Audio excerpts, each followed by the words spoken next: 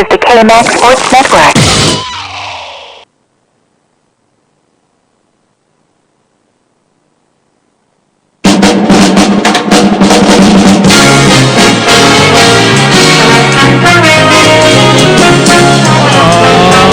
Cedar Park, Texas, live. It's Timberwolf North America. An hour and a half of the non-stop honking of the Cedar Park football horn. Our 8th show of the season and our 6th season of the show, the 76th show overall. I'm Brad Cohn, the alleged V of the T, voice of the Timberwolves. We're live tonight from Mouton Southern Bistro near the intersection of Cypress Creek Road and La Colline behind the Sonic. We'll be here until 9 o'clock if you want to come on down.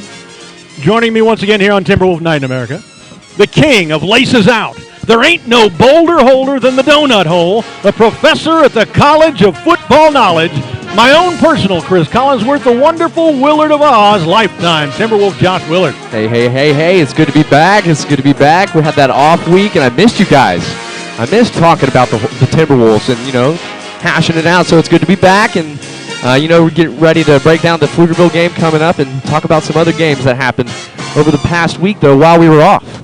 I kind of think we maybe even redefined the term off week. I know, yeah. Ugh. Josh is also handling technical production for this show, twirling all the plates on the sticks and keeping the whole thing from coming crashing down around us.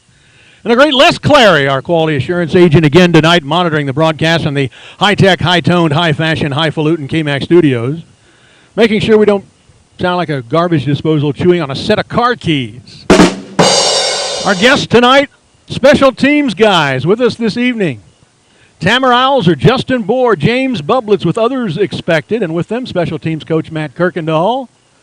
We'll be talking with all of them a little bit later on in the show. Yeah, like Josh said, it's great to be back in the saddle again doing high school football. Every team needs a bye at some point in the season, and overall they're good things, but to take a kicking like we took at Hutto and then have to sit around and wheeze over it for 2 weeks seems like cruel and unusual punishment. Glad we can get back at it all again and move forward. Josh, you do anything interesting with that week? Oh, I spent it working predominantly. We did a lot with the Krispy Kreme food trailer directly right after the Hutto game. We did the F1 race, the right? Formula 1 race, and we did really good those 3 days. So it was a successful weekend doing the Krispy Kreme trailer and had fun. Got to go see my man Bruno. I would have loved to have seen that one myself. Our generation's Michael Jackson.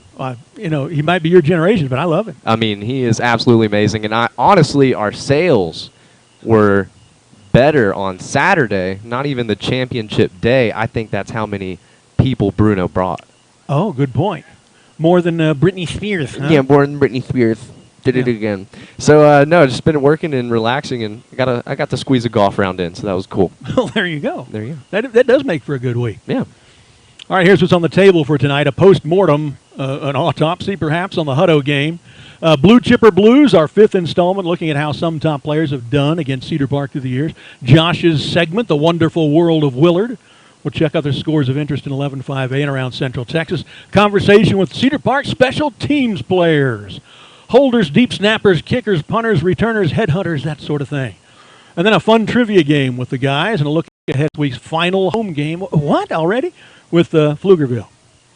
So, Josh, a beating of historical proportions 10 days ago in Hutto. We went into the game on a steady rise. Hutto went in ranked number 7. Our program has a great history, both in district games and against top 10 teams. But what happened wasn't anything like we ever expected. No, and the weather didn't help either. Weather did not help. Yeah, it was just an all-around not a great performance. Didn't help us either. No. Folks, we were, there's no press box. You may have seen us. We were behind you up at the top of the visitor stands. We brought a couple of canopies to try to keep the machinery, the electronics out of the rain, and for the most part succeeded. But just because of the physical layout and the way we had to mount them in an angle, we were sitting out in the downpour, and our hands were on machines that were just barely staying dry. It was a miserable night to also get kicked in the tail as bad as we were while we were having to broadcast that way. So we're going to spend just a few minutes talking about it because ignoring it would be foolish. That's what lesser programs do. We can look a loss in the eye and discuss it and learn from it. If you can't talk about such tough things, you need to go ahead and get involved in something else. On the other hand, we're not going to dwell on it either, not going to wallow in it, and we're not going to let it fester. We'll take what lessons from it we can and get going in the right direction again. I need to start by pointing out how rarely our program, our fans, our players, our coaches have to go through this sort of thing. We're usually on the other end of such beatings. What if we were, say, Austin High, or McNeil, or Leander, or Aikens, or Marble Falls, or somebody else who has this sort of thing happen to them on a regular basis? Well, we're not. We're Cedar Park, and we will get back to being Cedar Park immediately. So, let's look it in the eye. The 65-21 defeat to Hutto was the worst defeat in the history of Cedar Park football. We've only lost 67 times in 20 years in 242 games.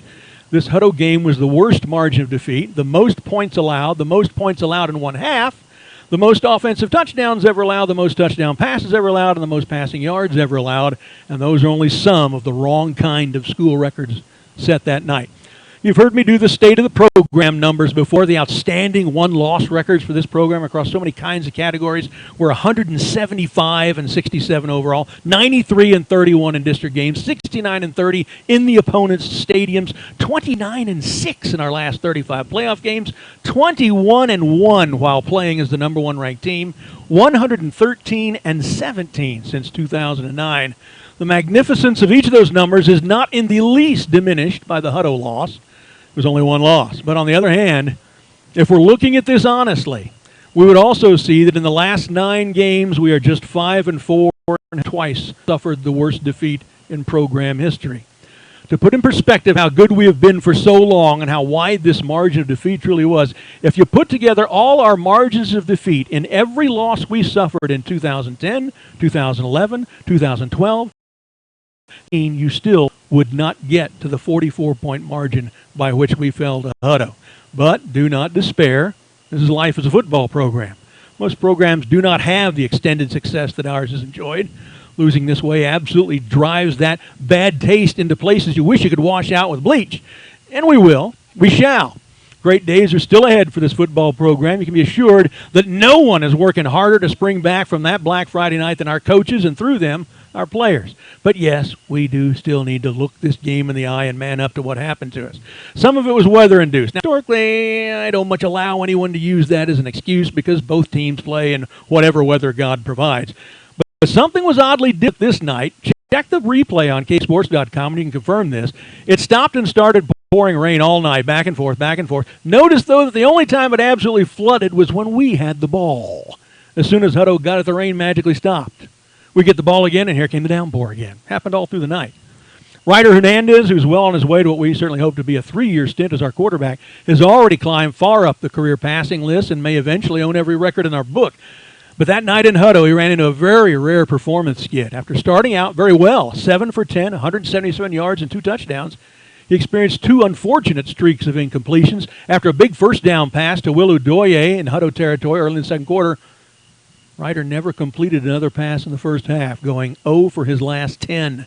He started the second half, 4 for his first 5 for 63 yards and a touchdown, but then went 1 for his last 11 of the game for only 5 more yards. From the first 2 minutes of the second quarter through to the end of the game, Ryder went just 5 for 26 for 63 yards. Now, I know the soggy conditions caused this because we've seen what he can do on a regular basis. It wasn't that the Hutto pass defense was terrific or anything. Guys were open all night. Many times you just couldn't get the ball on target. Many other times on-target throws just weren't caught. And something happened to Ryder that we've never seen. Twice, he cocked his arm to throw, and the ball just flew out. Wet fumbles. The ground game had been improving lately, but against a defense that had given up its share of yards and points this year, only managed 84 yards. Granted, we were throwing most of the time because of the large deficit. We knew the quality of UCLA-bound Chase Griffin. We also knew he didn't like contact. Knew that if we could force that contact through sacks and knockdowns, his decision-making and performance would suffer, just like it did in large margin wins over Hutto last year and the year before. But this night we couldn't mount that pressure, mostly because the design of their passing game called for almost 0 drop-back weight in the pocket passes, the kind our D-line and our blitzing backers destroy with glee. This night it was snap, 1-2, throw. Snap, 1-2, throw. Only 1 sack, only a couple of knockdowns, and Griffin with a best ever against Cedar Park passing performance. Bottom line, and it pains me more than you can possibly imagine to admit this, Hutto was a better team than us.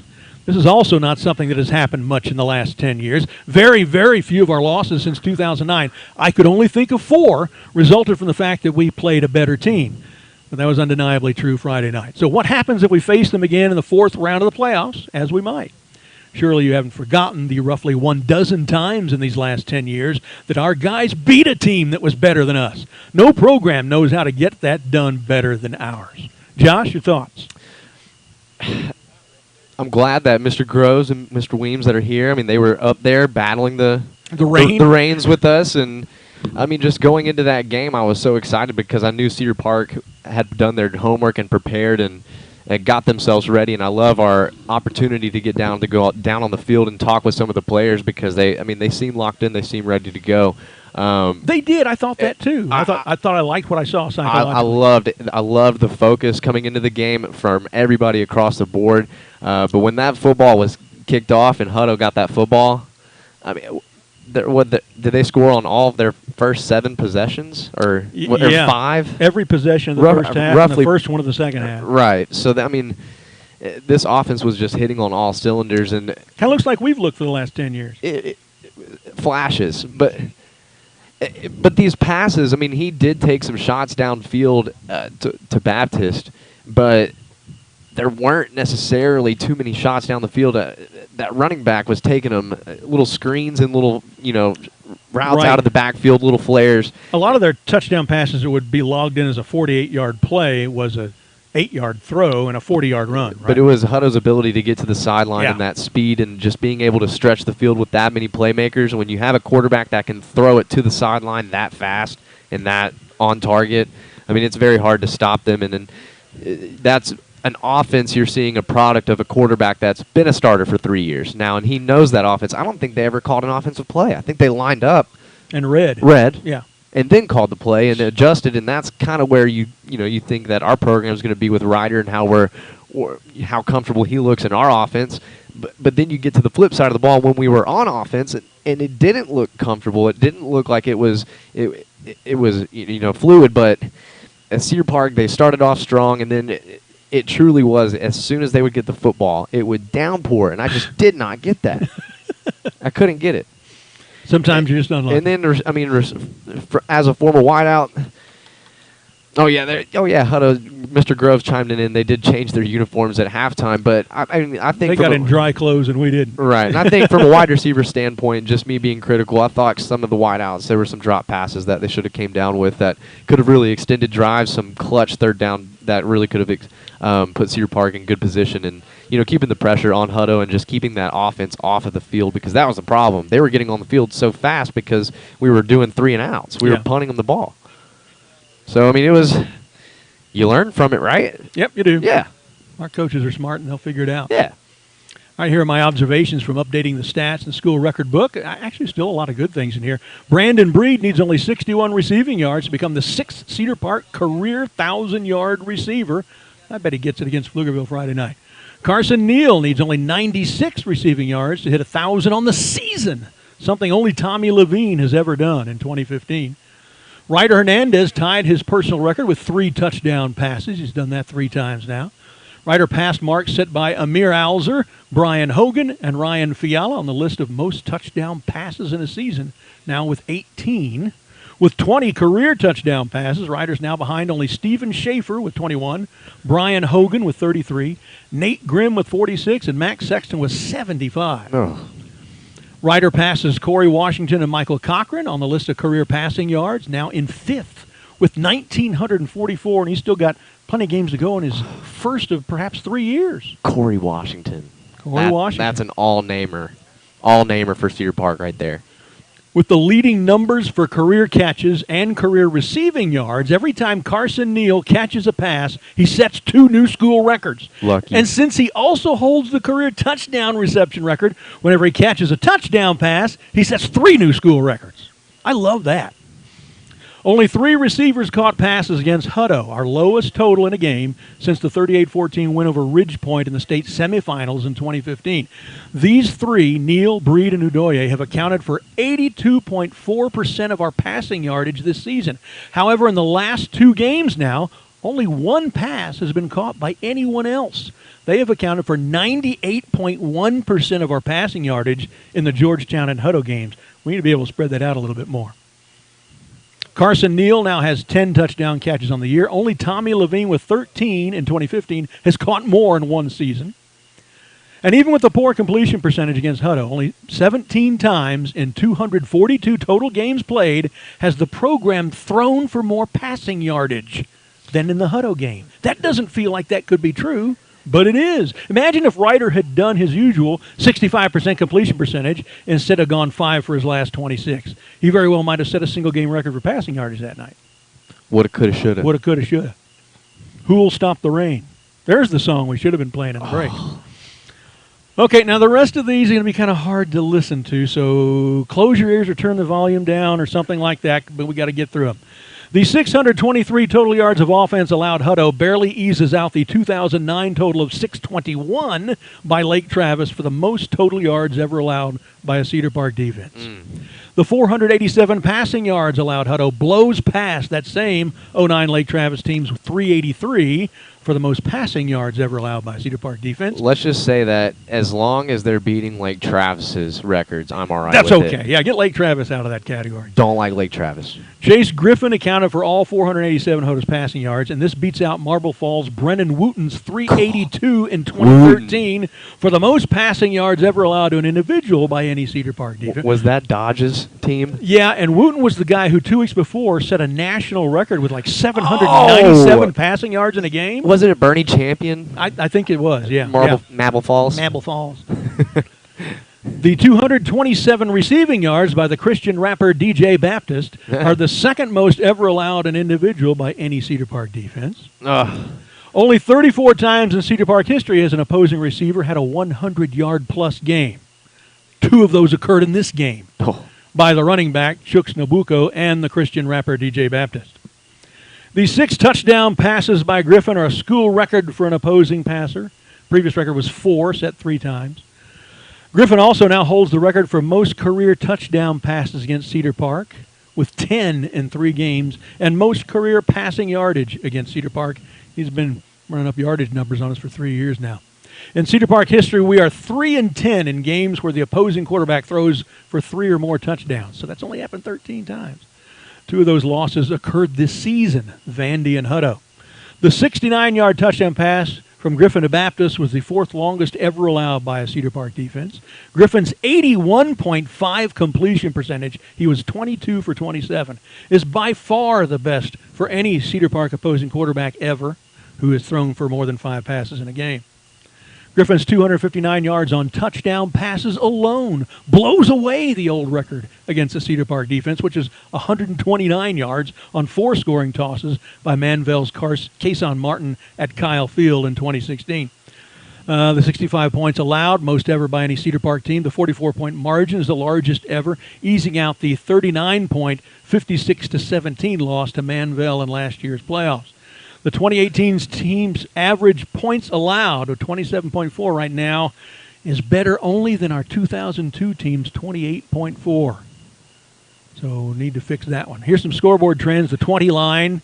This is a rare loss when scoring more than 20 points in a game. The program is now 124-9 all time when scoring more than 20 points in a game. Second half leads number. The program's now 119-7. When leading at halftime since I started tracking this in 2005. In that same time frame, though, we are 12-27 when trailing at halftime, as we did Friday, and when trailing entering the 4th quarter, as we did. We're just 6-30. Had to get through those. As a matter of fact, let me see here. Oh, if I can get back here. Go Gadget. All right, let me see here. Oh, my God. I got to do this, guys. All right. dang. Got through that part of the show. Some Listerine. Didn't Wash like, it out. Wash it out. Didn't like doing that one. Wash it out. Done with that. That's right. Will not wallow. All right, we're going to take a short break, and we return our 5th installment of Blue Chipper Blues. Back in a flash with more Timberwolf Night in America. Luton Southern Bistro is the home of Timberwolf Night in America on Tuesday nights during the weeks of home games. They specialize in what they call Southern Diner cuisine. Their flavors are bold. They don't hold back on the seasoning. Their top seller is the chicken fried steak. They've also got pasta dishes, several variations of jambalaya, gourmet burgers served on Hawaiian sweet rolls, and gumbo? Of course. You can also check out their Leander location on 183. That's Mouton Southern Bistro near the corner of Cypress Creek Road and Lakeline, just across the parking lot from Sprouts. Experience the difference at Toyota of Cedar Park, one of the Austin area's newest automobile dealerships. Their new vehicle department will always stock the newest Toyota models you need.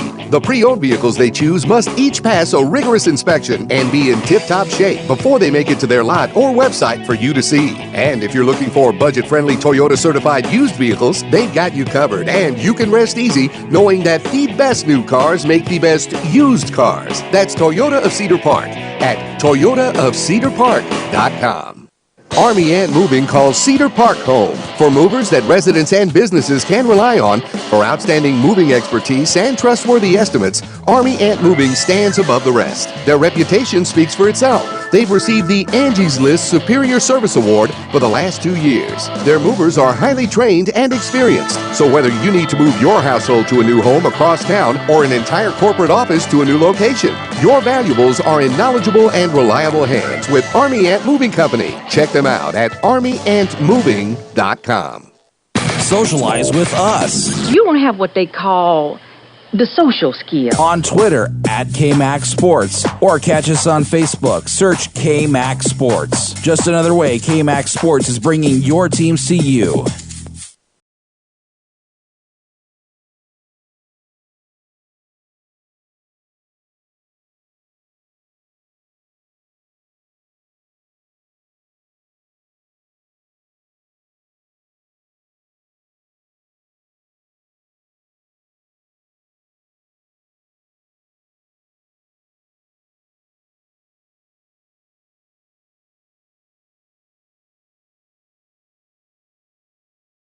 Down and sit in with us, Josh and Brad and some Cedar Park Timberwolves.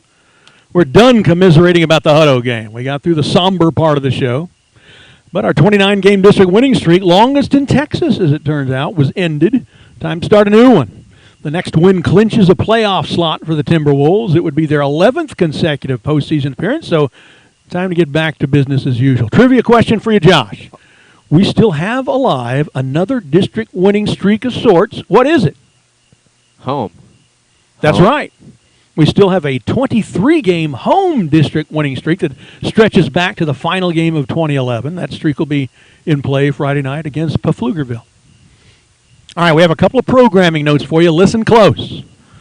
Now, many of you know that Cedar Park football is not the only announcing gig I have. I'm also the voice of the Timber Dome for both Cedar Park men's and women's basketball, which is starting up very shortly. First one is next Monday night. Women host Bowie. And I'm also the arena voice at Tornado Alley for both the Concordia University men's and women's basketball teams, who are also starting up shortly. Announcing gigs for those teams the next few weeks are causing us to have to move this show, Timberwolf Night in America, from Tuesday night to Monday night a few times. Here's how to play out. Next week, we're still on Tuesday night over at Majori's. The following 2 weeks, we'll move from Tuesday to Monday nights, once at Mouton's, once at Majori's. Then we're back to Tuesday night the following 2 weeks. Then another Monday the week after that. Then Tuesday the next week. Then our final one, we're not sure which day that would be on. We'll tell you why in a moment. Now, if you didn't catch all that, I'll go over the dates now here in a second so you get time to get a piece of pencil and a paper out. Now, one thing we want you to know is that we'll have a T&I show as long as the team stays alive in the playoffs, and actually 1 week longer so we can wrap up the season afterwards. So if some Friday night in November or December we lose a playoff game, early that next week we will have our final Timberwolf Night in America of the season.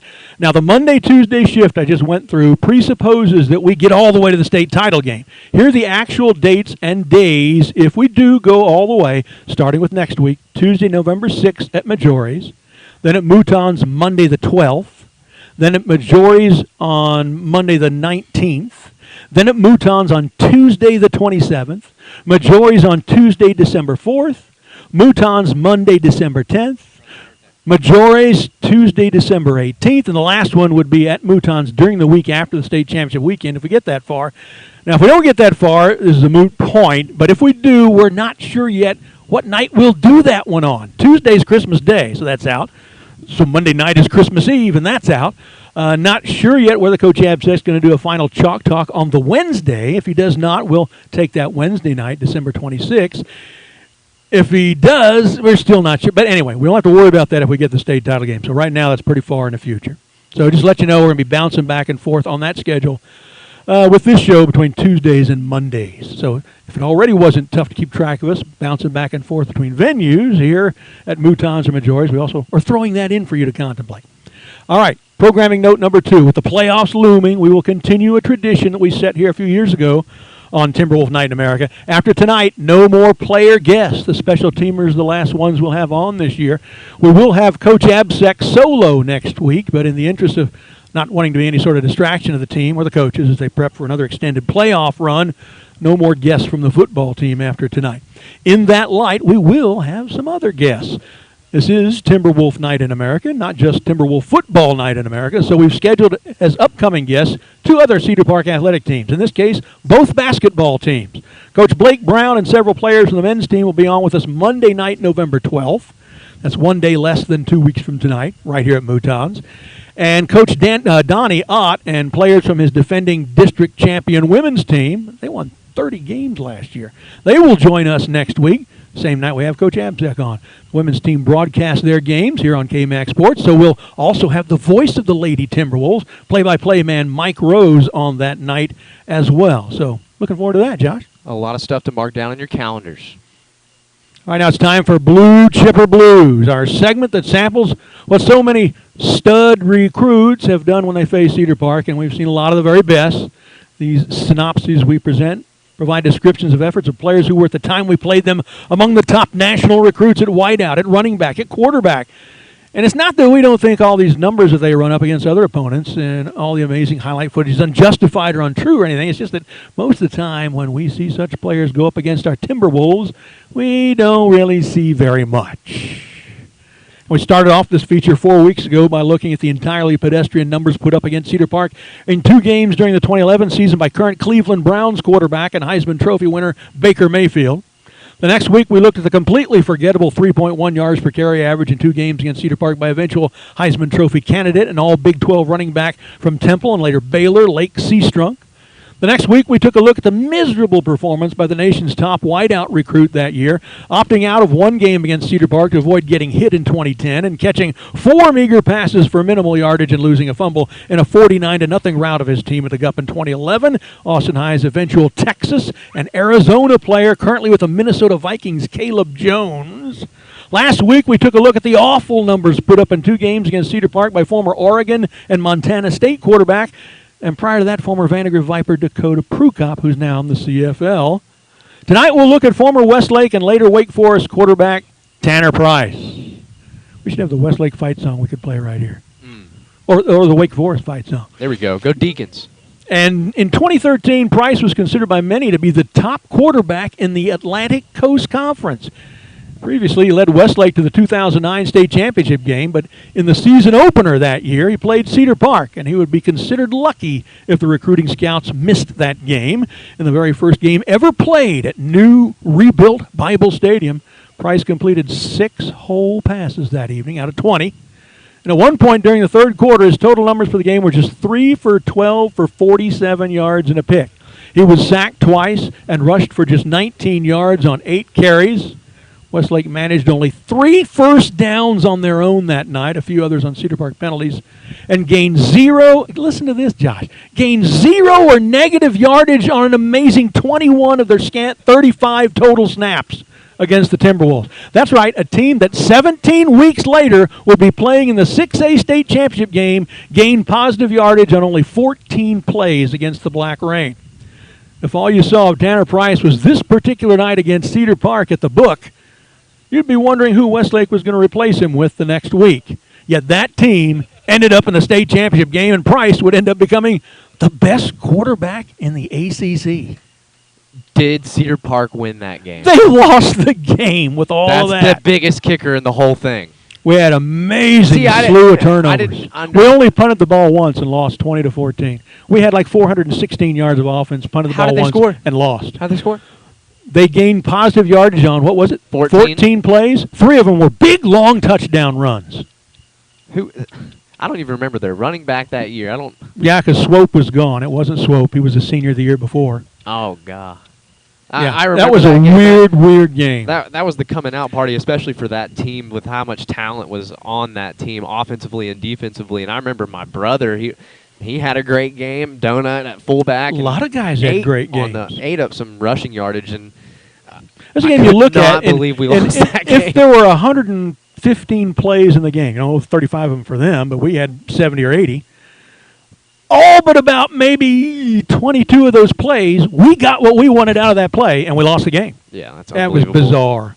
One of the most bizarre losses we ever suffered. But it wasn't through Price. Wasn't Tanner Price. He had nothing to do with it. All right, next week, our subject on Blue Chipper Blues, we will spread the lack of love around a bit. 3 shorter looks at an O-linesman, a D-linesman, and a quarterback. All right, so now we're off to see the Willard, the wonderful Willard of Oz. It's time for Josh's segment, The Wonderful World of Willard. Well, it was an off week. Our Horns, man, they did not come through. However, they played a great game. The Horns stayed in it defensively. That first quarter with the 2 cornerbacks sitting out, that absolutely destroyed them. Yeah. Not having Boyd on the field and that leadership on the outside. I hope those guys learn their lesson. I really do, because, I mean, going on the Their road. behavior cost the team a game. That's one of the best college environments to go to, especially a night game. I think that was their homecoming, too, so that's all of the pizzazz was going for it. So it was just an all-around great game, though, for the Horns still, because we got the West Virginia Mountaineers coming. And That's going to be tough. At least it's at home, right? It's at home, and it's an early kick. It's at noon. And so West Virginia, they travel so much playing in the Big 12. I don't know how that That's a works weird out. I fit don't know there, logistically why they did like that. It's like the Big 11 plus 1. Right. So they're going back and forth. I actually don't know where they played last week, so I don't know if they were home or away. But looking up, because They're at home against Baylor. Beat Baylor at home. Oh, like a drum too. We're going to have to stop Will Greer in that offense, and that's going to be hard. But hopefully Chris Boyd and that cornerback, I think his last name's Davis, learned their lesson, like you said. Ellinger, we're talking Mr. Weems before. I still don't think Ellinger is going to be that quarterback to get them, to the Big 12 championship and to get them that, potential playoff spot in the top 4.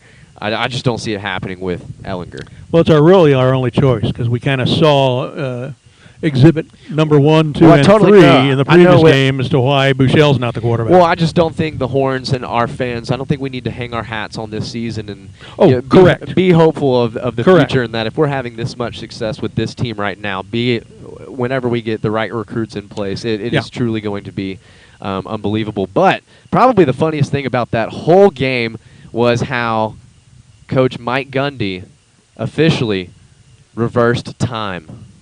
How did he do that? Listen to this interview, because you remember, I think it was 11 years and 1 month ago, he reminded everybody that he's a man. I'm a man! Well, it sounds even better. Criticism where? From where? Outside noise. From where? Twitter, radio. Yeah, I give a rat's ass about Twitter. It's a platform for people that are sitting home throwing an unemployment check, sitting in front of a keyboard. he officially reversed time. He is now a child. He is now farting at the podium. Yeah. Little mouth farts at the podium. So there you go, Mike Gundy. big press conference. Anytime you hear Mike Gundy in press conference, there's always something bound to happen. He was a man. He was a man, but now he's now he's done with it. The Wonderful World of Willard. The Wonderful World of Willard. That's all I got. All right, now it's time for those unsung heroes of special teams players. Tonight we're joined by several guys and their coach, Matt Kirkendall. We have Justin Bohr, the place kicker here. We have Tamara Auser, who's the punter and fake punter. Hey! We have James Bublitz, who's kind of a headhunter, and some guys may have come in that I didn't get names of. If so, we'll work you in here in just a second. Let's start with Justin. Justin, will you come up here? We're going to have you talk. Sit next to me over here on this one. We're going to make sure we don't have feedback from this big speaker that's under the table here and give you this mic to speak with. Here's Justin Bohr. Justin, you're a sophomore, I think, right? Yes, sir. And place kicking this year, extra points, field goals, and you've done a pretty good job. Is it something that you just fell into your lap? Are you a soccer player? How did you become to be a place kicker in football? I was a soccer player, and in middle school I was just kind of doing it for fun. And then one day they're like, "Hey, do you want to kick?" And I was like, "Sure." So I went and like kicked it, and I kicked it really far. And I was like, "This is something I could actually do." I haven't kicked one of these funny-looking balls before, huh? Yeah, it's kind of like kicking an egg. What position you play in soccer? Forward. Oh, cool. Goal scorer, huh? Yes, sir. All right. There's nothing more. I used to coach select girls soccer. In fact, the team I coached won a state championship. And I tell you, there is you can confirm this for me. There is nothing more satisfying athletically than your team getting a goal in soccer. Isn't that right? Yes, sir. I had more palpitations and screaming and jumping when my team scored goals than I get when the Timberwolves score a touchdown. Yeah. And I go pretty nuts when the Timberwolves score a touchdown. I don't know. I mean, I'd throw a couple elbows into you in the booth, so I get pretty excited for touchdowns. That's what it is. So, extra points, field goals. Haven't had a lot of chance of field goals this year, but you've hit a few, right? What's your favorite moment so far as a kicker? Which one made you feel the most fulfilled, like soccer goals do? My favorite was in the Katy Singer Ranch game when the other kicker missed the extra point, and we won the game off of that. You won the game off of yours? Savage. That's right. Well, it wasn't even mine. It was just watching him miss it. Retroactively yours, right? Because you had hit yours. Yeah, I made mine, and then just watching him just shank it. It was just really, it was fun. Now, as the place kicker, Josh here is a former holder. What's up? What do you want out of your holder? Well, I want the ball I want it straight up, and I want it like the same spot every time. So like I use a tee, and it kind of gives him like a place where to put it every time and consistently. And do you paint the tee? My kicker painted the tee. That's how needy I was. Oh, I did not do that. I painted a little square white, and so it would pop out. So you can see it out of the corner of your eye, right? I can see that clear as day. The field is dark. Yeah, that helped me find my spot a lot. That's an interesting A idea. lot. Yeah, no, I haven't done that before. But like Carson Neal's my holder, and he's really consistent about getting the ball down. Right. He's been the holder all year, right? Yes, sir. Whether it's Donovan's tried one too. I think he held for him, right? Yeah, he held for him, but he dropped that one. So he didn't hold for him. So well, yeah, he lined up as the holder. In practice, what is your longest kick? Like with a holder, or just with the holder, with the snap. Like, what do you? What can you bang through in practice? I don't know. Today we're having fun because the wind was in my back. So, like, we're kicking 45s. But I think my longest is, like, 47 with a holder. That's awesome. That's pretty good. So, you're going to keep doing this the next couple of years? Yes, sir. 3-year kicker for us? Great. Great. Well, it'll be good Get to some see letters on that jacket. What are you planning on doing after high school? I know it's kind of early as a sophomore to be thinking about that, but some people have. Yeah, I don't really know. I mean, like, if I can get good enough at kicking, I mean, like. So the kicker that I held for, Granger McCullough, is he in the record? Is he the best in record books? Pardon? Is he the best in our record books? Evan? No, not McCullough. It was another guy prior to him. TJ or the guy on the 2004 team hit 67 extra points in a row. Oh, that's right. Yeah. Well. And was like 7 for 7 on field goals. Gray had an opportunity to play at the next level truly because he took time and perfected that craft. He went and played on it at Rice. And so, I mean, there's opportunities, especially with the reps that you're getting and stuff like that. So just keep working on that craft, man. If that's something that you want to do, you have a good offense that's going to get you opportunities to kick a lot. So. Mm-hmm. And as an American teenage male, you'll get bigger and stronger still through high school, and that 47 could end up going to 55 or 57 by the time you're a senior. Yes, sir. Maybe by senior year. Yeah. All right, that is Justin Bohr, sophomore kicker. Thanks for coming aboard. And who wants to go next out there? Who's our next special teams guy that wants to come aboard? Come on up. Don't be afraid. Tamer, come on up. Tamer's trying to duck his head below the picnic table. He's been on our show before. He was here as one of the defensive backs. So, Tamer, we won't ask you any defensive back questions tonight. We'll ask you as the punter. And my favorite role, the erstwhile punter who fakes it and does other things with the ball. Yes, sir. You know, I should have looked up your average, but we have noted with nearly all of your kicks this year how almost every game, the first kick is a little shorter than the second one, and then the next one's longer than that, and the next one's you get better as the game goes on. You've had a few 50-yard-plus punts this year. What's the secret to kicking the ball that far? I just do what the coaches tell me to do and use the right technique every time, and I know if I do that, it'll go further and further as I Do go. you have a chance to run it every time? Like, if it looks good, can you take it? No, it's just no. Would that be fun? You see, because I was a We holder. would never punt. Well, at the time, head coach of the Leander Lions, Coach Smith, was part of our special teams unit coaching, and I told him, I was like, hey, we're up 40. I'm pulling it, and I'm going to take it to the house. Like, so, I mean, I don't know. If you get that itch, you should do it. I'm living vicariously through you. But I know Coach Absack and the coaches, they design specific fake punts for the team we're playing based on weaknesses they see, right? Yes, sir. So it's a little bit different each time. You have to practice at that game. You've run several different types of fake punts. What was your favorite one? I think my favorite one is just when I have the chance to run it. It's the best one, I think it is, because I know I'll get the first down for the team. Now, but when you throw it, you're a former quarterback too, right? So Yes, sir. throwing it is not new. Throwing it to guys who catch the ball from you. No, it was not new, but when we faked it in the huddle game, with all that rain, I was kind of nervous. I think, when I was looking at the stats a few days ago, I think I noticed that you have not thrown an incompletion. Isn't that right? Aren't you 3 for 3? I think I think I threw a pick one. I threw okay. They didn't drop it, though. That still counts. Yeah, it wasn't a dropped pass. Yeah, you're right. I forgot about that one. Other than that, you're 3 for 3. Yes, sir. And how many times have we gone for it on fourth down, whether you run it or pass it? Did we not make it? There have been darn few of those. Most of the time, you guys are successful. Yes, usually if we're successful is because we've been practicing it all week, and we treat special teams like offense or defense. Yeah, terrific job. And I forget, are you a senior this year? I'm a junior. A junior. Good. We'll have him back there. Both our punter and our place kicker back for next year. That's good. And a safety. You're strong safety or weak safety? Matters every week. Okay. Change roles, whatever they need. All right, Tamara Alzer, thanks a lot. The third of the Alzer brothers in our program. Thanks a lot, Tamara. Like that pipeline. Yeah. The Alzer pipeline. The barbecue kids. Alzer's barbecue. If you haven't tried it, folks, you need to do that. It's really good stuff. I've been there several times. All right, who wants to go next? Special teams person, come on up. Got a volunteer from the audience. I wish we could do that in football. Who wants to volunteer to be kind of like 12th man at A&M? Who wants to volunteer to be on special teams this week? Me, Pull every students. year. Yeah, every week, too. me. Pull students out of the stands. All right, tell everybody your name and what you do with the special teams. My name is James Bublitz, and I'm on kickoff and punt.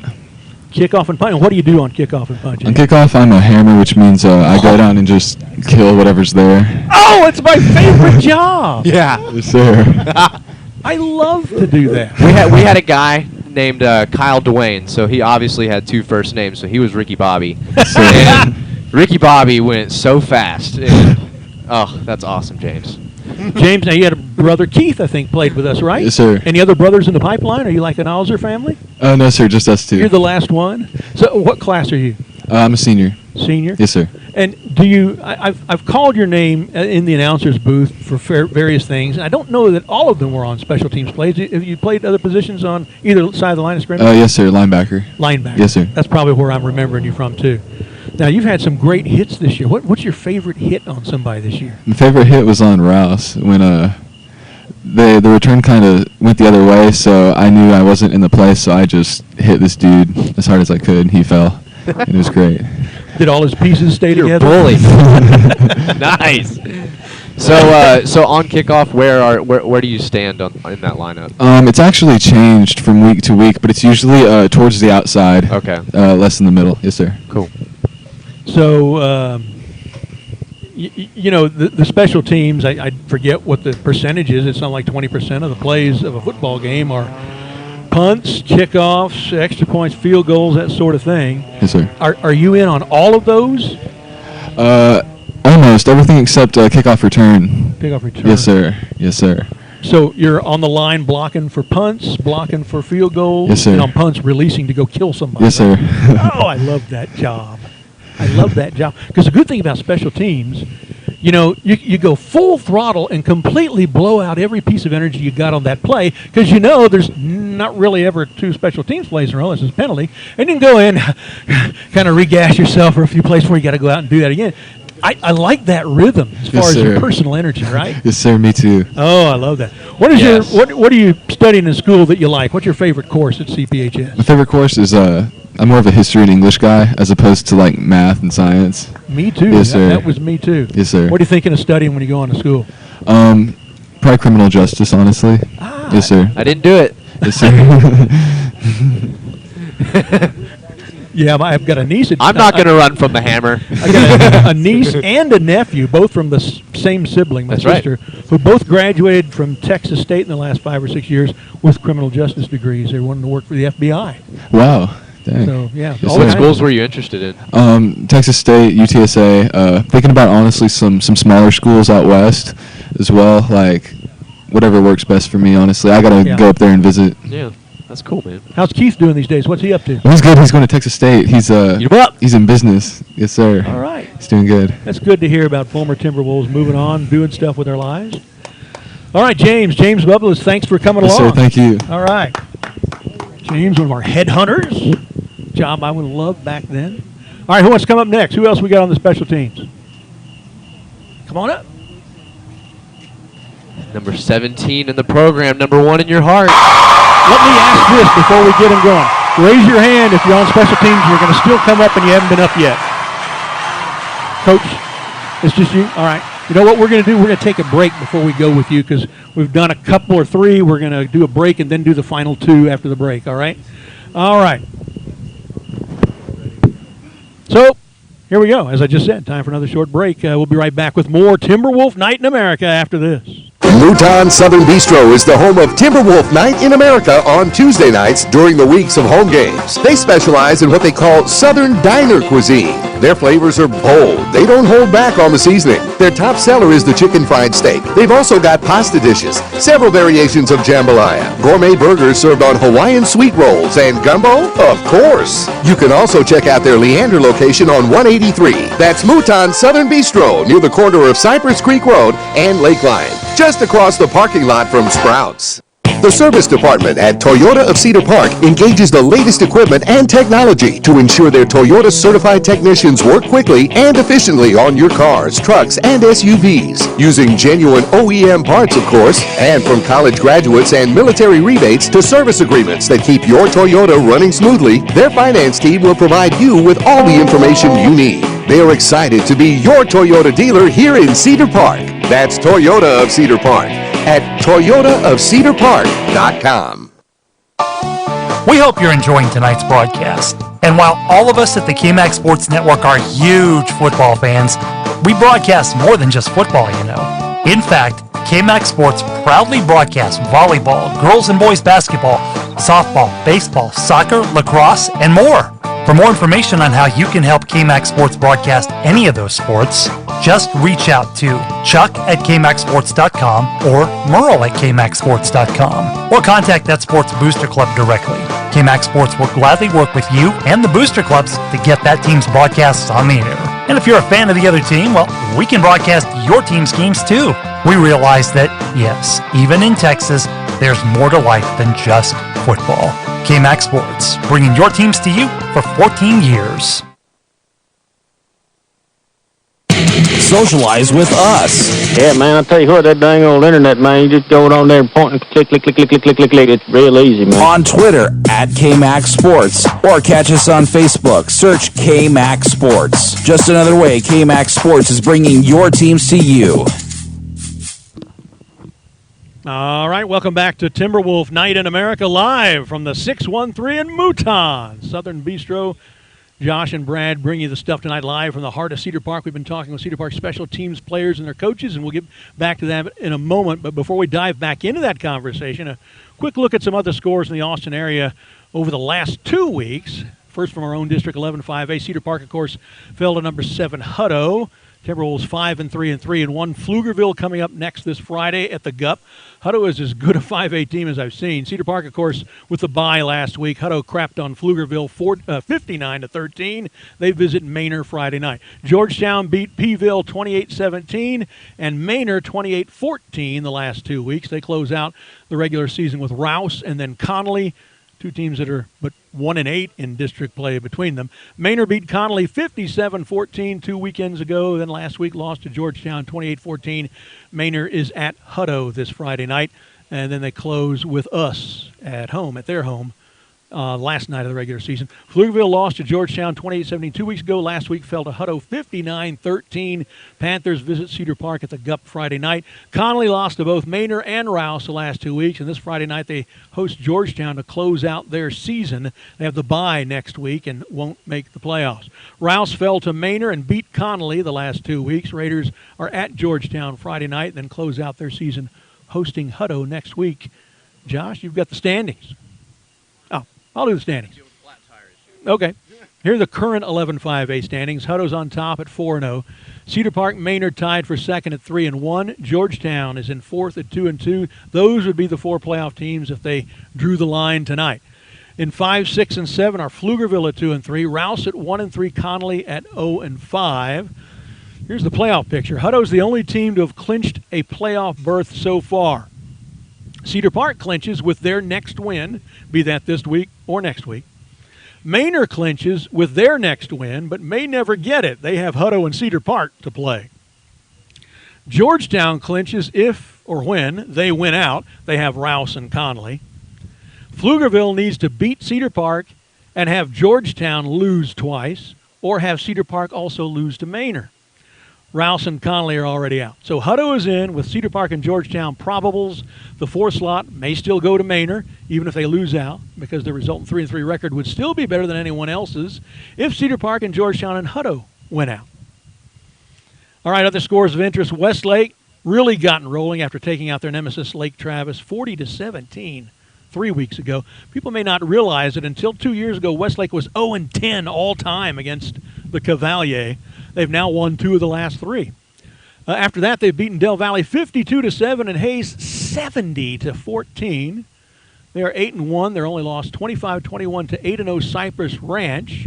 The very next week, Cypress Ranch beat Cinco Ranch by only about a touchdown or 9 points or so the week before we beat them.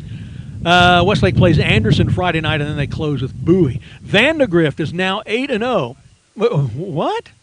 I told you after they got by Cedar Ridge and Hendrickson in back-to-back games at the very beginning of district play that they would go 10-0, and I'm still right.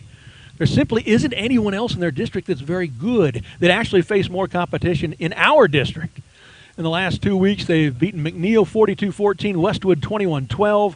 They faced Leander Friday night and then closed with Stony Point. Vista Ridge fell to Cedar Ridge 62-7 and Hendrickson 47-7. Wow, we thought we had problems. In their last 3 games after beating Leander for their only win of the season, the Rangers have been outscored 151-14.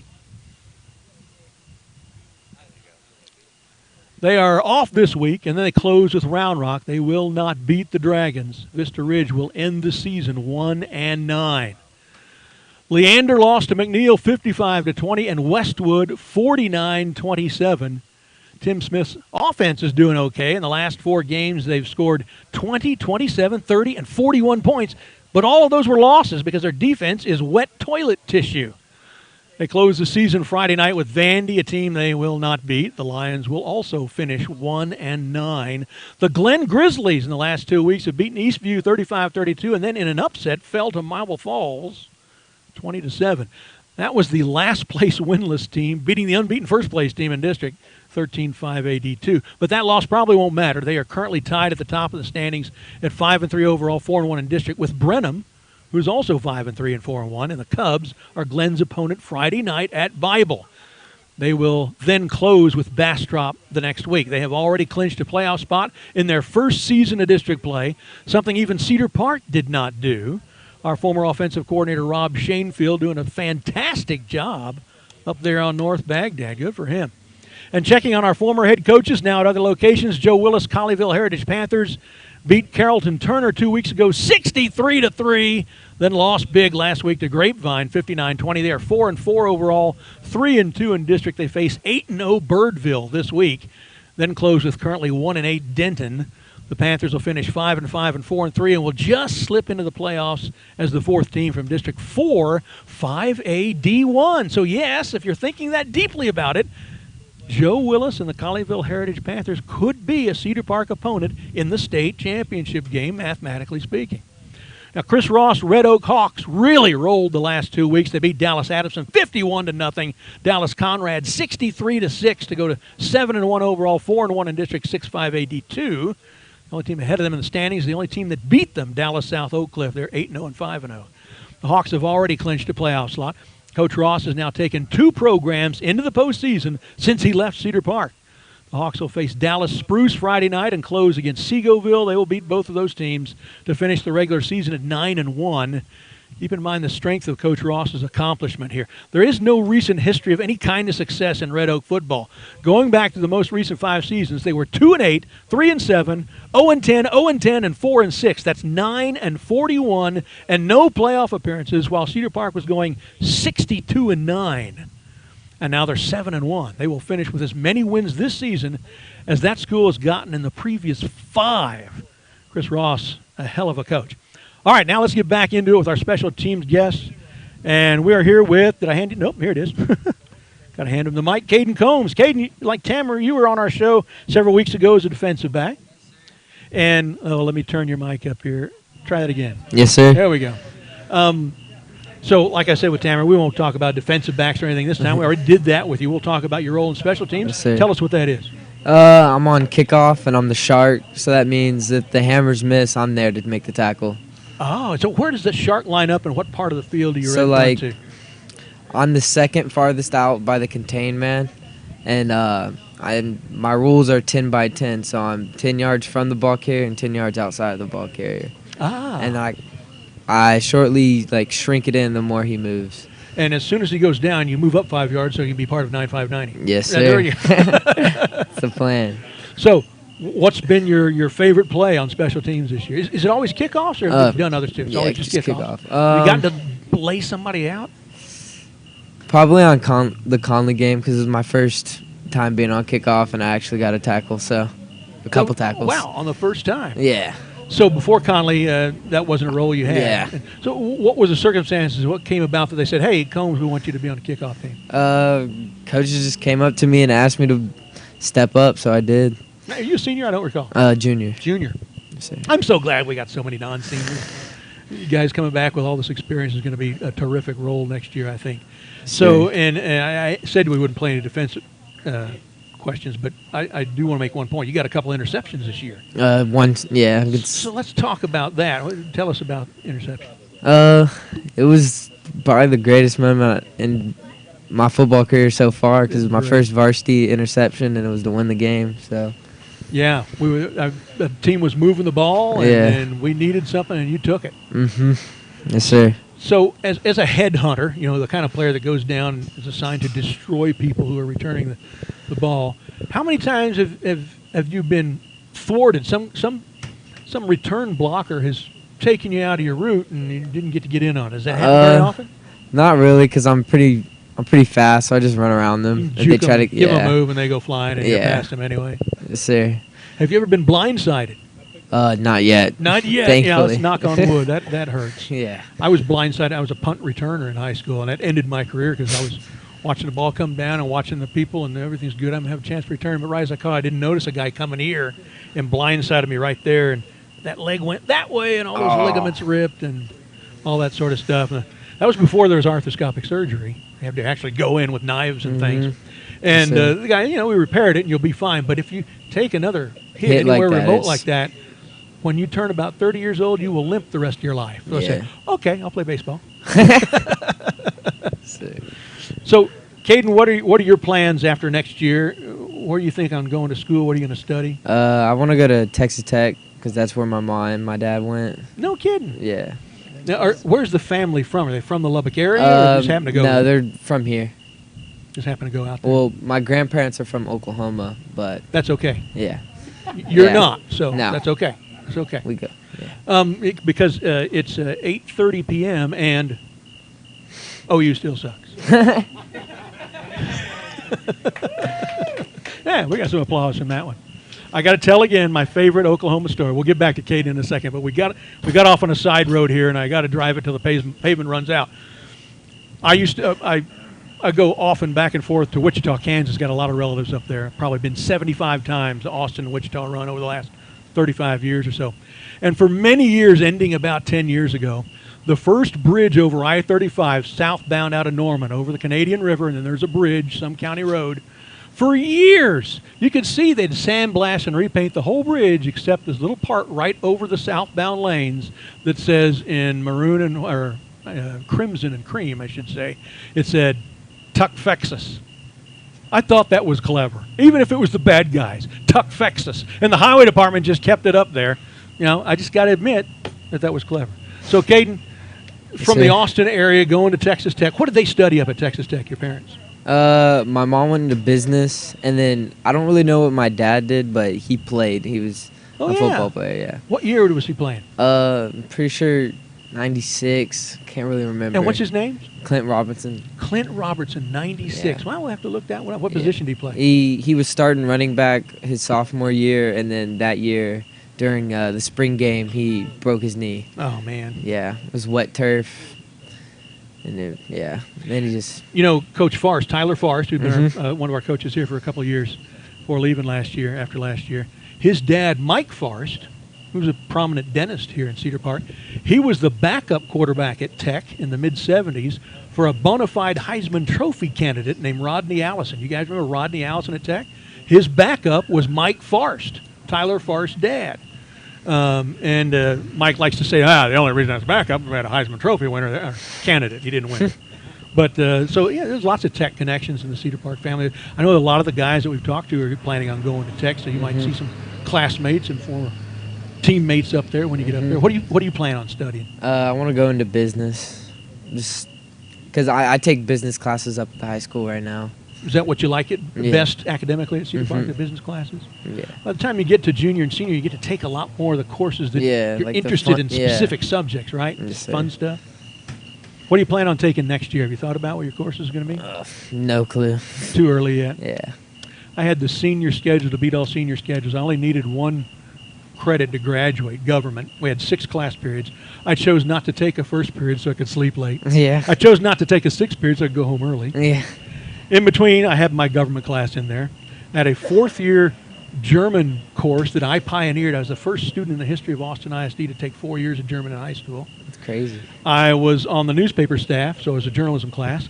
And I took an aerospace class where we flight planned all week and took ground school, and every Friday afternoon we'd fly airplanes, real ones. That was my senior year in high school. Sounds like a fun. It's a lot of fun. All right, Caden, so we're glad that you're coming back next year. You're improving every game. We can see you out there making defensive plays. If you're not picking off passes, you're batting a lot of them away, tight coverage on guys, and he'll look off of your guy. So we really appreciate all the stuff that you're doing, and now you're a headhunter on the kickoff team. Yes, sir. Got to be a lot of fun. Thanks. Caden Combs.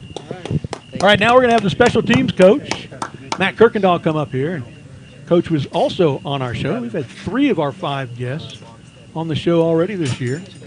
Of course, mostly talking about new responsibilities and stuff. And Coach Kirkendall, how did you manage to get the special teams job? Our last special teams coordinator was Coach Nicky, who went to Willis to be the defensive coordinator. And so I told Coach Absek that I would really enjoy doing it. And so he put me in charge of it. Enjoy doing it? So have you done it before, or is it just something you want to do? First time. So, yeah, and I really enjoy it. How much time do you get to spend in practice with special teams? Usually we have the period and we have during practice, so we spend about 40 minutes every day, so we can kind of combine the 2 of those. So.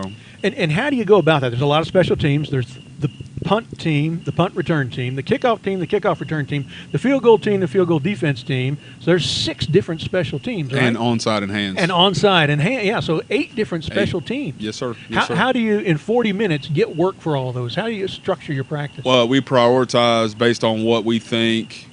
To me, punt's the most important. So punt's always going to get the bulk of the time. Kickoff's the second most important. So we just kind of have it by that. And so after a certain part of the season, like, we don't work onside quite as much. It's not as big of a priority as the punt team. So we make sure that the ones that we have to have every game, and then we'll rotate through quick and do onside and hands at the end of like Thursdays and stuff like that. And how do you work in the others, the return teams? So while we field goal punt, team? PAT field goals kicking Okay. at the same time. So they're going opposite us. So we're punting, PAT field goals going at the same time. Kickoff return has its own day. Kickoff has its own day, and then punts every day.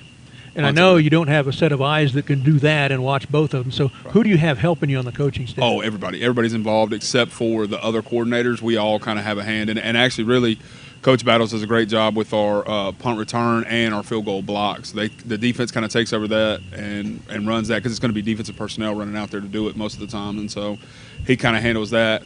And so, Coach Pollard, who's our kicking coach, Coach Four, who's our snapping coach, Coach Barksdale kind of runs PAT field goal while I'm running punt.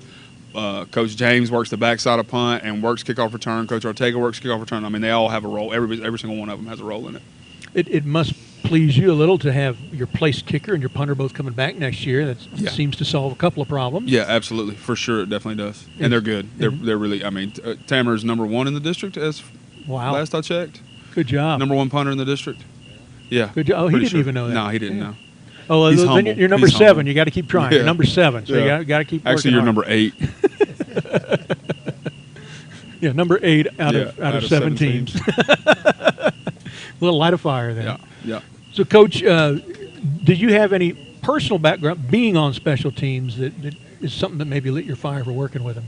I mean, I was obviously when I played, I was on some of them, but not particularly.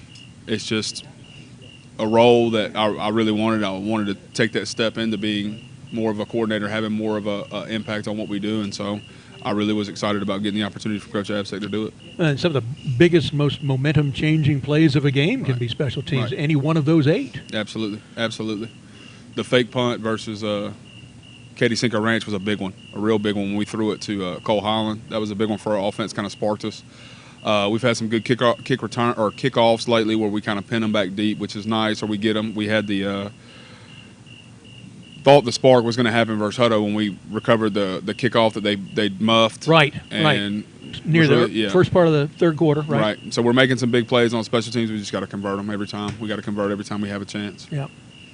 You know, speaking of the fake punts, we talked with Tamer about those. Lots of runs, lots of passes. Coach doesn't like to punt if he doesn't have to. He's got that certain magic area of the field and on the clock and on the scoreboard. You can look at and kind of know when he's going to do it. Right.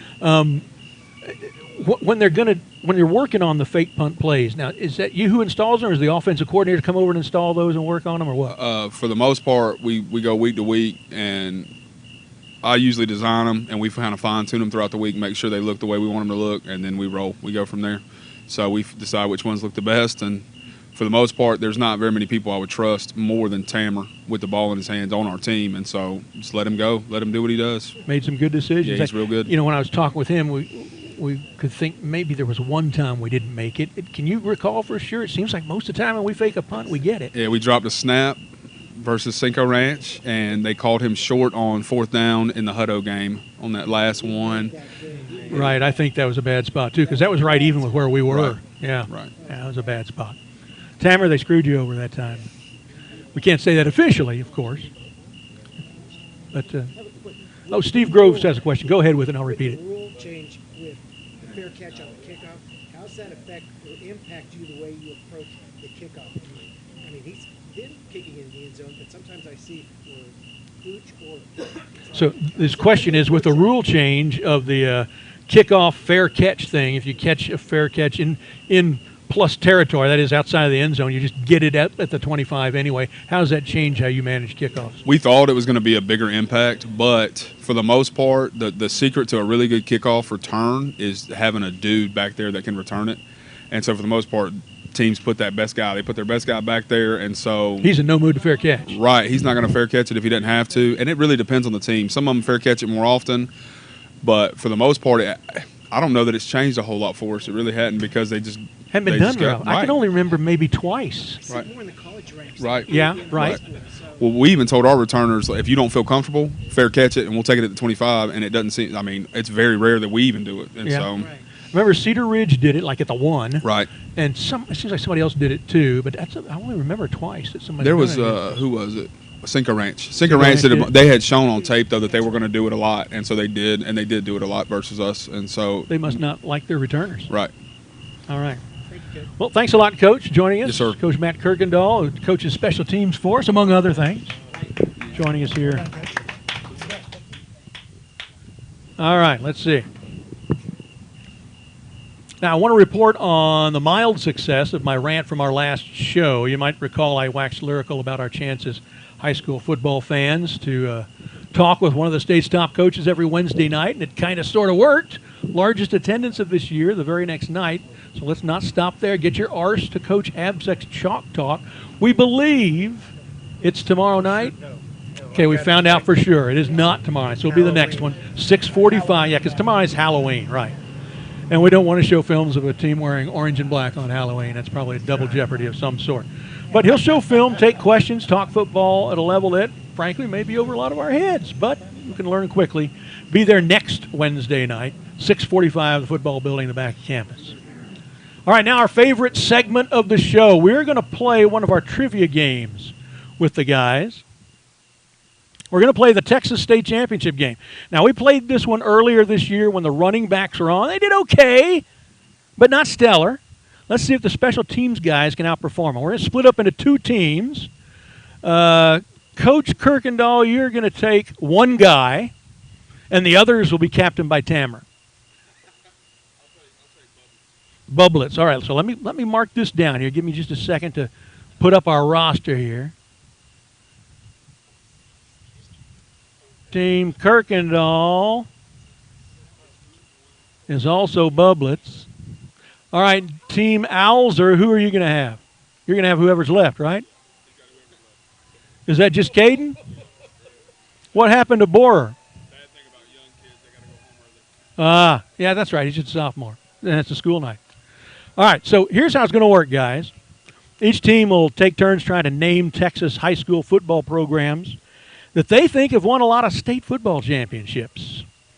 And what we're going to do is you get a point for each state championship that the school you name has won. So if you pick us, and there's others that have won a lot more than us, so don't pick us, but if you pick us, we've won 2, you get 2 points, for example.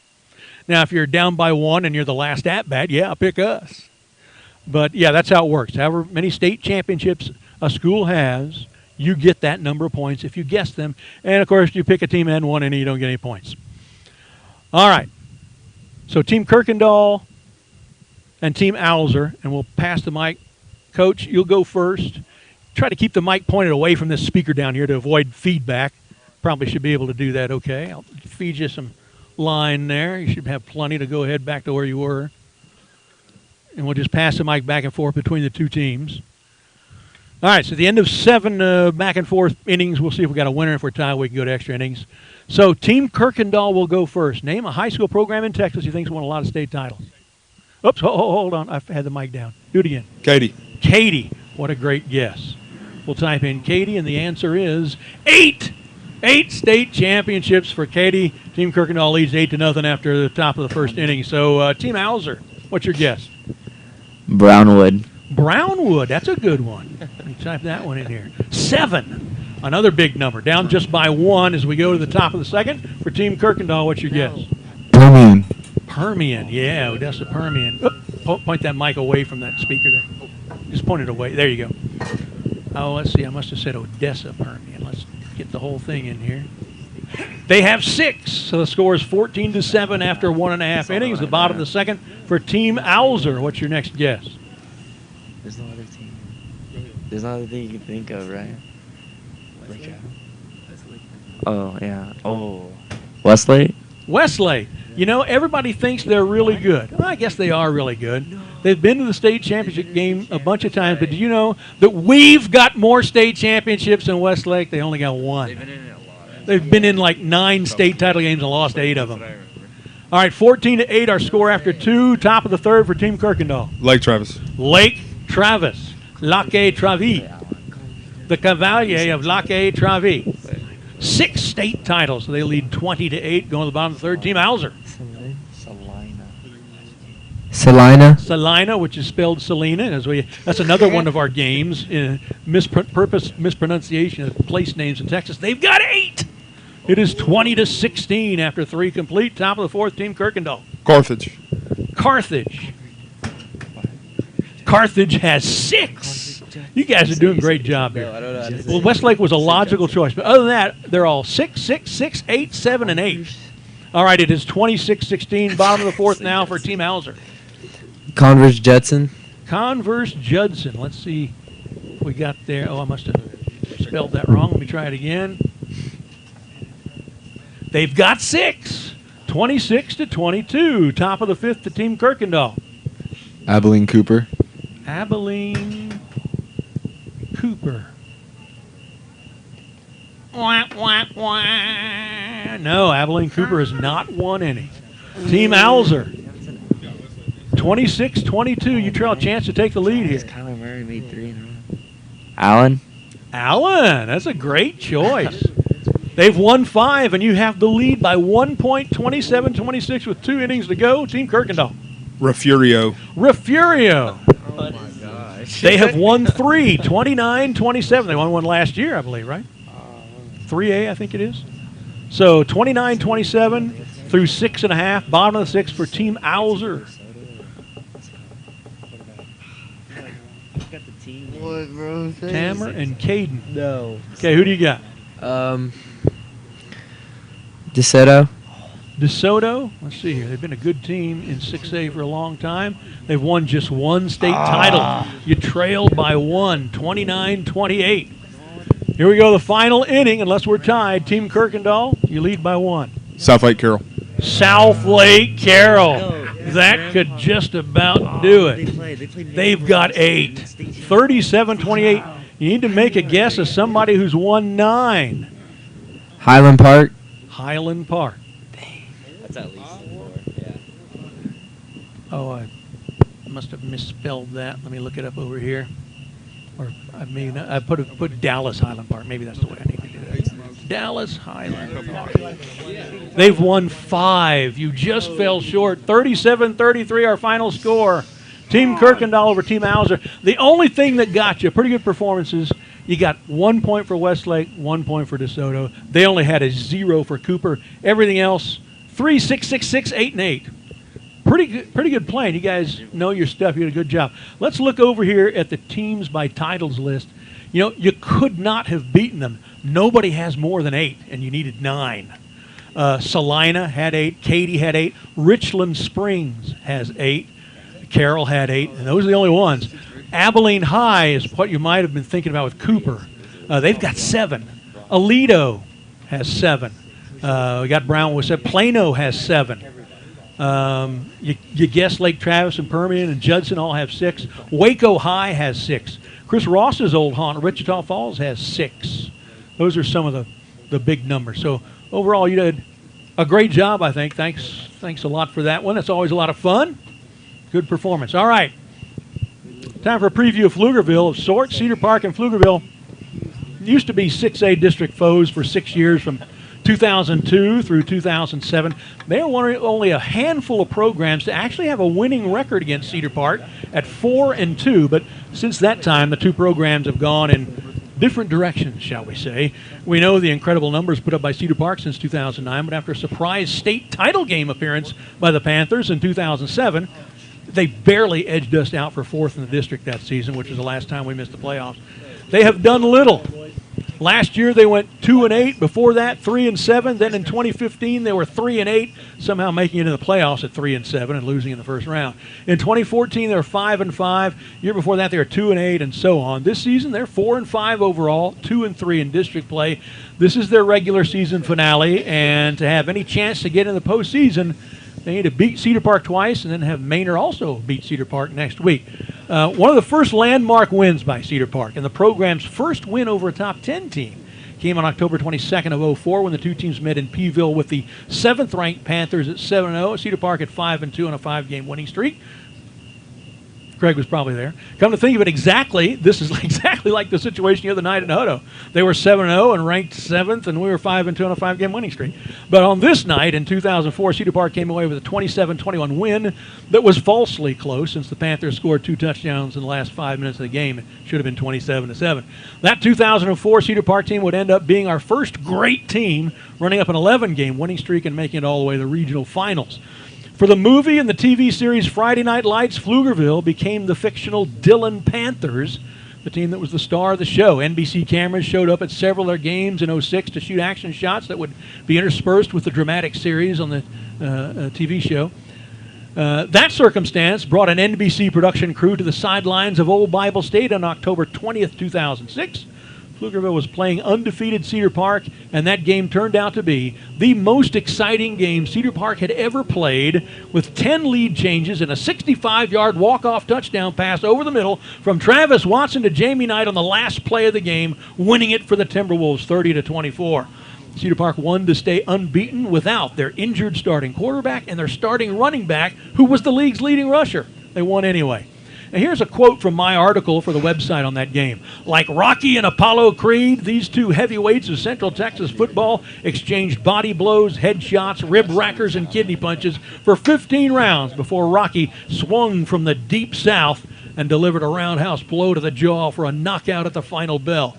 Many shots of the action that night were used in several episodes of the show. But that's neither here nor there. Unfortunately, the very next year, as the Timberwolves were capping off a long drive, literally running into the end zone with what would have been the game-clinching, playoff slot-clinching touchdown against the Panthers, the ball flew out of the running back's hands, was picked off in the air, and returned all the way to the other 10-yard line. And one play later, Pflugerville scored the touchdown that sent them into the playoffs instead of us. That was the last time we played the Pflugerville Panthers. Somehow they ended up in the state championship game, actually leading Katy at halftime before falling apart in the second half. Now here's the personnel rundown. They run better than they throw. They average 197 yards on the ground, 107 through the air for a decent 304-yard total offense average. They've thrown only 7 touchdown passes, and they have run for 20. Their senior quarterback, number 10, Noah Guerrero, is 55 for 98 for 766 yards, a 55% completion average with 6 touchdowns, 3 picks. Favorite target is senior wideout Casey Washington. He has an incredible 40 of Guerrero's 55 completions. That's 73% of them to this one guy. He also has 71% of the receiving yards. So shut Washington down, and you shut down Pflugerville's aerial game. Washington has 540 yards and 5 touchdown catches. Donathan Adams and Dayron Butler both have 11 catches each. Butler also averages over 25 yards per kickoff return, so there's some special teams consideration. No one else much registers in the Panther passing game. On the ground, it's a two-headed beast. A freshman, number 22, Elijah Oakman, has 783 yards on 121 carries for a 6.47 average and 8 touchdowns. The other head of the beast is senior I.K. Evbayaro, number 32, with 735 yards on 144 carries for a 5.1 average and 10 touchdowns. No other running back has more than 55 rushing yards on the season. They have missed 7 of their 29 extra point attempts. There's a special teams concern. And are just 2 of 6 in field goal attempts. They have some defensive issues, too, giving up 45, 17, 20, 61, 38, 23, 34, 28, and 59 points in their 9 games this season. It's an average of over 38 points a game. And of course, giving up highs of 45, 59, and 61, most of those recently. This is a defense the Cedar Park offense should be able to push around. All right, before we close, there's something I've decided to do here, kind of the last moment, a few hours ago, and on offer to fans I want to make a chance to read a little slice of Timberwolf history. 2 slices, actually. I included earlier a quote from an article I wrote for the Booster Club website many years back, a write-up on that monumental 2006 walk-off win over Pflugerville. I'm offering to email you that article in its entirety. All you have to do is tell me you'd like it. Send an email saying that to me at bradrco@aol.com, bradrco@aol.com, and I'll send it to you. And as a bonus, I'll also include another item I wrote a bit earlier in that same 2006 season. It's an interview with head coach Chris Ross where he actually opens up about how he wins football games. It's called The Art of the Matchup, and since it could be considered a strategic document, I never posted that article on the website. Gave away too much stuff. I've kept it for a journal project on which I continue to work. And if you'd like to read these, email me at bradrco@aol.com, and I will send them both to you post-haste. All right, that's it for tonight from Mouton's. We'll be over across Lakeline at Majori's next Tuesday night for the regular season finale. Our guests will be head football coach Carl Absek and the defending district champion women's basketball team. Do not miss that one. We'd like to thank our guests tonight, Cedar Park Special Teams artists who are here tonight, the head coach the head coach of special teams anyway, Matt Kirkendall. We had Justin Bohr, Tamara Alzer, James Bublis, and Caden Combs joining us, and we thank them for that. Last players we will have on the show this year as we'll step aside to try to not be any sort of a distraction as the whole team preps for the playoff run. This year's sponsors: Family Emergency Room, U.S. Money Reserve, Danny's Barber Shop, Call Fire, Mouton, Southern Bistro, where we are tonight, Majores, where we'll be next week, Toyota of Cedar Park, Jeff Dietz Allstate, The Grass Patch, Alzer's Barbecue, Parker Electric, SRK Financial Group, Army Amp Moving, Bush's Chicken, Rudy's Barbecue, and the law office of Travis Williamson. My heartfelt thanks to my broadcast partner for Timberwolf football these last 7 years for all the hard work he does, Josh Willard. Josh had to leave us about 25 minutes ago. His girlfriend suffered a flat up on the expressway, I believe it was, so he had to go, and the machine is kind of running itself as I talk my ears off and yours. And we also like to thank our QA tonight, Les Clary. So we'll see you live from the GUP Friday night in the home finale, senior night already, on KMAX Sports Live worldwide broadcast of Game 9 of the 2018 campaign. Game 5 of the 11-5A district race as the Timberwolves face off against the Pflugerville Panthers. One more win and we clinch our 11th straight playoff appearance. Timberwolf Night in America is a presentation of KMAX Sports and the Vype Network. Hunt 'em.